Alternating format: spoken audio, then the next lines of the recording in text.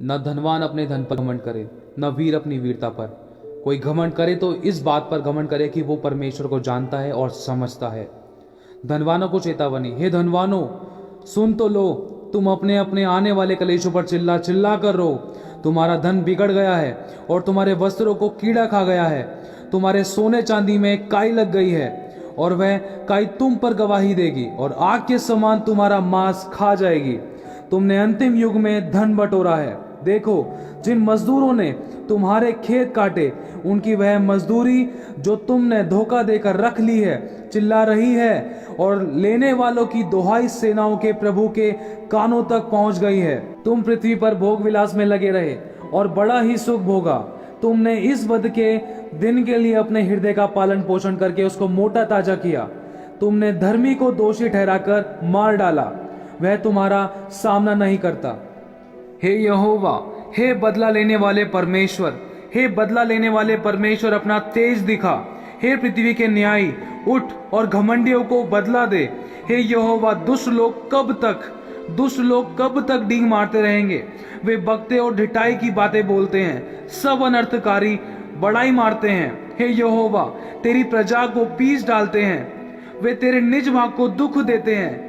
वे विधवा और परदेशी को घात करते हैं और अनाथों को मार डालते हैं और कहते हैं, या ना देखेगा, यहोवा ना देखेगा, याकूब का परमेश्वर विचार ना करेगा। क्या ही धन्य है वह जिसका अपराध क्षमा किया गया और जिसका पाप ढांपा गया हो। क्या ही धन्य है वह मनुष्य जिसके अधर्म का लेखा यहोवा ना ले और जिसकी आत्मा में कपट ना हो। मैं यहोवा की दुहाई देता हूँ, मैं यहोवा से गिड़गिड़ाता हूँ। मैं अपने शोक की बातें उससे खोल कर कहता हूँ। मैं अपना संकट उसके आगे प्रकट करता हूँ।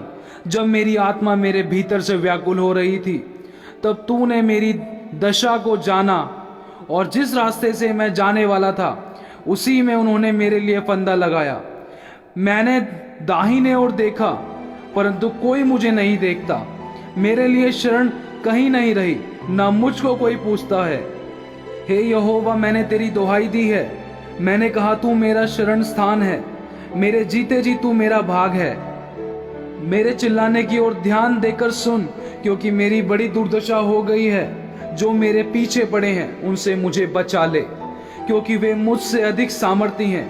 मुझको बंदी गृह से निकाल कि मैं तेरे नाम का धन्यवाद करूं। धर्मी लोग मेरे चारों ओर आएंगे, क्योंकि तू मेरा उपकार करेगा। हे यहोवा, मेरी प्रार्थना सुन, मेरे गिड़गिड़ाने की ओर कान लगा। तू जो सच्चा और धर्मी है, इसीलिए मेरी सुन ले और अपने दास से मुकदमा ना चला, क्योंकि कोई प्राणी तेरी दृष्टि में निर्दोष नहीं ठहर सकता। शत्रु तो मेरे प्राण का गाहक हुआ है। उसने मुझे चूर करके मिट्टी में मिलाया है और मुझे बहुत दिन के मरे हुओं के समान अंधेरे स्थान में डाल दिया है। मेरी आत्मा भीतर से व्याकुल हो रही है। मुझे प्राचीन काल के दिन स्मरण आते हैं। मैं तेरे सब अद्भुत कामों पर ध्यान करता हूँ और तेरे कामों को सोचता हूँ। मैंने तुझसे 2 वर मांगे हैं, इसलिए मेरे मरने से पहले उन्हें मुझे देने से मुंह ना मोड़। अर्थात व्यर्थ और झूठी बातें मुझसे दूर रख। मुझे ना तो निर्धन कर और ना धनी बना। प्रतिदिन की रोटी मुझे खिलाया कर। ऐसा ना हो कि जब मेरा पेट भर जाए तब मैं इनकार कर कर कहूँ कि यहोवा कौन है, या अपना भाग खोकर चोरी करूं और अपने परमेश्वर का नाम अनुचित रीति से लूं। हे यहोवा, तू मेरा उद्धार कर। तू ही मेरा पिता, तू ही मेरा प्रभु है। मेरे गुनाहों को मिटा डाल, अनंत काल तक कभी स्मरण ना कर। मैं जानता हूं तूने कहा है कि मनुष्य का धन तो प्राण की छुड़ौती है। मैं अपने प्राणों को तेरे पास लेकर आता हूं। मेरे गुनाहों को मिटा डाल, मुझ पर अनुग्रह कर। तेरी दया की दृष्टि मुझ पर होने पाए। अपने पंखों की आड़ में मुझे रख ले। मैं तेरा धन्यवाद करता हूं। मैं तुझसे प्रार्थना करता हूं, मेरा चिल्लाना और गिड़गिड़ाना तुझे सुनाई दे। हर एक धनी और धनवान की आत्मिक आंखें खुल जाएं, ताकि वो तुझ एक सच्चे ईश्वर को पहचानने पाए, तुझे एकमात्र परमेश्वर को पहचानने पाए, ताकि उनका प्राण अधोलोक में कभी ना जाए। वो तेरी ओर ताके और तेरी इच्छा को पूरा करे। खुदा, मैं गिर गया हूं, अब तू मुझे फिर से उठा। फिर से बना।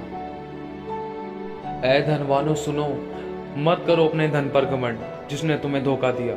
अभी भी समय है, सुनो परमेश्वर के वचन को सुनो और पश्चाताप करो। अपने वस्त्र ही को फाड़कर, अपने मन को फाड़कर पश्चाताप करो। क्या पता वो सर्वशक्तिमान ईश्वर तुम पर दया करे, तुम्हें ज्यों का त्यों कर दे। बस इतना कहना चाहूंगा, धन तो शैतान भी देता है, परंतु उसमें दुख मिला हुआ देता है, जो कहीं ना कहीं कमी घटी बीमारी परेशानियों में निकल जाता है। परंतु जो परमेश्वर देता है उसमें कभी दुख नहीं मिलाता। सत्य को जानो, सत्य तुम्हें आजाद करेगा। यह धन तुम्हारे प्राणों को नहीं बचा सकता। अगर धन में ताकत होती तो सबसे पहले सुलेमान आज तक जीवित रहता, क्योंकि वचन कहता है उसके पास इतना धन था कि उसके जैसा धनवान ना तो कोई आज तक हुआ और ना ही कभी कोई होगा। कहाँ गए वो सभी अरबों खरबोपति? नहीं बचा सका धन भी उनका प्राण। अगर धन ही सबका प्राण बचा सकता तो आज तक लोग जीवित रहते, कोई मरता ही नहीं धनवान। क्या कभी धन किसी की आत्मा को शरीर के अंदर वापस ला सकता है? नहीं ला सकता। क्या कभी धन किसी के जीवन में सच्ची शांति दे सकता है? नहीं दे सकता। सिर्फ शारीरिक शांति देता है, वो भी कुछ पल के लिए। क्या धन इंसान को अनंत काल का जीवन दे सकता है? कभी नहीं दे सकता। अनंत काल की मौत देता है, क्योंकि वचन कहता है लालची लोभी, क्योंकि वचन कहता है लालची लोभी और धनवान, जिन्होंने परमेश्वर के आगे घुटने नहीं टिकाए और यीशु को अपना उद्धारकर्ता ग्रहण नहीं करा, वो परमेश्वर के राज्य के वारिस ना होंगे। बस इतना कहना चाहूँगा कि धन के साथ नरक जाने से अच्छा है कंगाल होकर स्वर्ग चले जाओ, और जो भी तुम्हारे पास है उसको अनाथ और विधवाओं के लिए दे जाओ, क्योंकि दूसरों के लिए जीना ही जीना होता है, जैसा कि यीशु ने करा। पूरे जगत के लिए अपनी जान दी, यहाँ तक कि हमारे लिए कंगाल हो गया ताकि हम धनी हो जाएं, और हमारे लिए क्रूस की दर्दनाक मृत्यु को सहा, और हमारे लिए अपने वस्त्र तक फड़वा लिए। आत्मिक धन की खोज में रहो, शारीरिक नहीं। बस इतना कहना चाहूंगा, कब्र में जेब नहीं होती,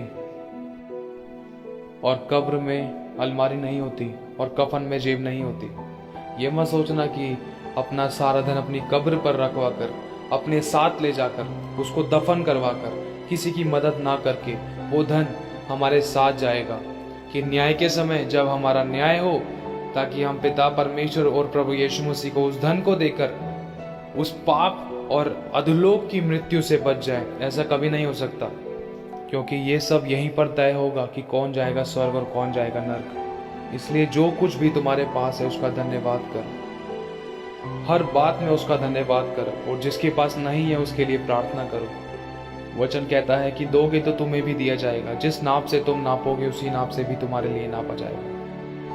बहुत से हैं ऐसे जो धन बटोरते हैं, उनकी घटती होती है, और बहुत से हैं ऐसे जो छितरा देते हैं, उनकी बढ़ती होती है। बस इतना कहूँगा, जो कुछ तूने मुझे दिया मैं उसके लिए तेरा धन्यवाद करता हूँ। मुझे ऐसी कोई आशीष नहीं चाहिए जो मुझे तेरे प्रेम से और तुझसे दूर करे। मुझे ऐसी कोई आशीष नहीं चाहिए जो मेरे प्राण को अधोलोक तक पहुंचाए। मैं सिर्फ तुझे मांगता हूं, जैसा कि तेरा वचन कहता है कि अपने आप को मेरे हाथों में सौंप दे तो तू मेरी महिमा को देखेगा।